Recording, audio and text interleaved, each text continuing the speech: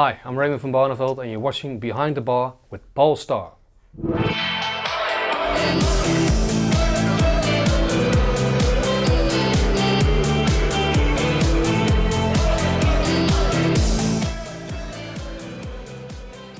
Welcome to Behind the Bar with Starr, brought to you by William Hill, the proud sponsor of the World Darts Championship. I'm happy to say we're joined by the Bristol Bomber, Steve Brown. How are you doing, Steve? Pleasure as always. Good, Steve.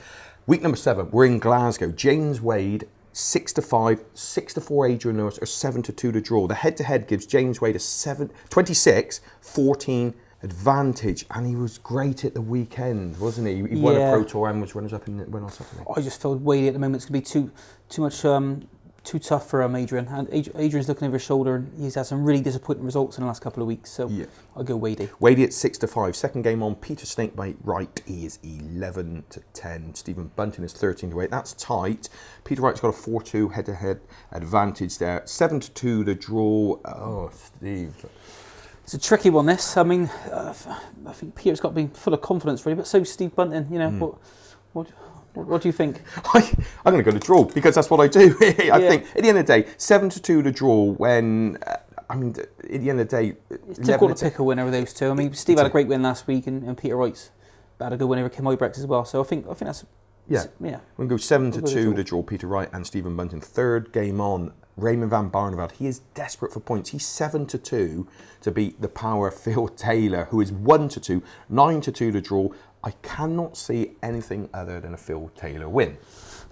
Phil did look nervy last week, didn't he? He did look nervy against Michael, but I think Raymond's in an even worse headspace than Phil, so I'll go with Phil. Yeah, Phil at 1-2. He's actually got a 51-12 advantage over Raymond van Barneveld. It just shows how many times they've played. So, so we're going to go there for Phil at 1-2. Fourth game on, Kim Ibrex 3-1, 9-2 to draw, or a flying Scotsman, Gary Anderson, and he is flying. 4-7, but 4-7 does seem short, but he was fantastic last week. He's fantastic at the weekend. And let's not forget they're playing in Glasgow. So I'm not sure Kim would have ever experienced anything like he's going to on Thursday. Yeah, so 4-7, Gary. Got to go 4-7, Gary. And our final game of the evening, well, number 1 and number 2 in the league. Chizzy at 7-2, Michael Van Gerwen at 1-2, 9-2 to draw.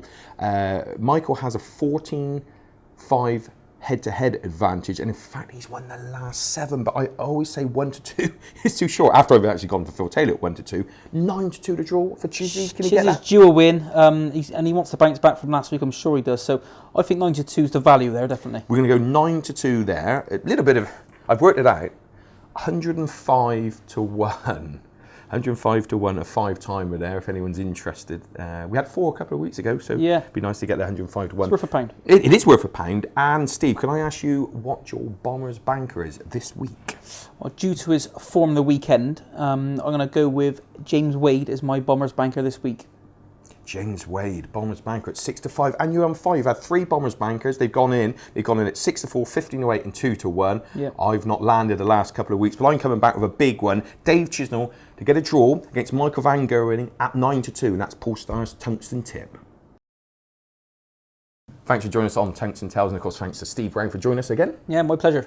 Great stuff. And don't forget, ladies and gentlemen, you can subscribe to our YouTube channel. It's free. Like our Facebook page and follow us on Twitter, where we're keeping you at the sharp end of world darts. And of course, join us next week on more Behind the Bar with Starr. We're trying to get some more value from William Hill, the proud sponsor of the World Darts Championship.